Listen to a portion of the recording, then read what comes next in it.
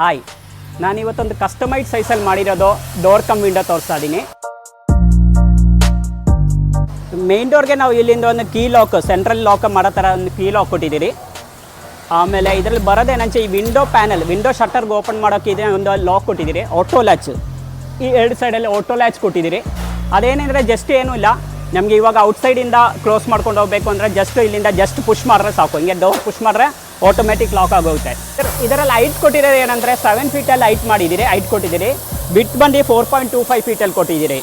ಇದಕ್ಕೆ ಏನು ಸ್ಪೆಷಾಲಿಟಿ ಇದೆ, ಫುಲ್ಲಿ ಓಪನ್ ಡೋರಬಲ್ ವಿಂಡೋ. ಇದು ಫುಲ್ ಓಪನ್ ಆಗಿ ಮಾಡ್ಬೋದು, ಫುಲ್ ಓಪನ್ ಆಪ್ಷನ್ಸ್ ಇದೆ ಇದರಲ್ಲಿ. ಬೇರೊಂದು ಏನಂದರೆ ಇವಾಗ ನಮಗೆ ಸಪೋಸ್ ಇವಾಗ ಗ್ರಿಲ್ಲಲ್ಲೇ ಇಟ್ಕೊಂಡು ವಿಂಡೋಸ್ ಮಾತ್ರ ಓಪನ್ ಮಾಡ್ಕೋಬೇಕು ಅಂತಿದ್ರೆ ಜಸ್ಟ್ ಒಂದಿಲ್ಲ, ಈ ಗ್ರಿಲ್ಲಿಂಗೆ ಲಾಕ್ ಮಾಡಿ ಇಟ್ಕೋಬೋದು. ಆಮೇಲೆ ನಮಗೆ ಈ ವಿಂಡೋ ಮಾತ್ರ ಓಪನ್ ಮಾಡಿ ಇಟ್ಕೋಬೋದು, ವಿಂಡೋ ಶಟರ್ ಮಾತ್ರ ಓಪನ್ ಮಾಡ್ಕೋಬೋದು. ಬೇಡದಿದ್ದರೆ ಫುಲ್ ಓಪನ್ ಮಾಡಬೇಕಾದ್ರೆ ಡೋರ್ ಆಗಿ ಫುಲ್ಲಾಗಿ ಓಪನ್ ಮಾಡ್ಕೋಬೋದು.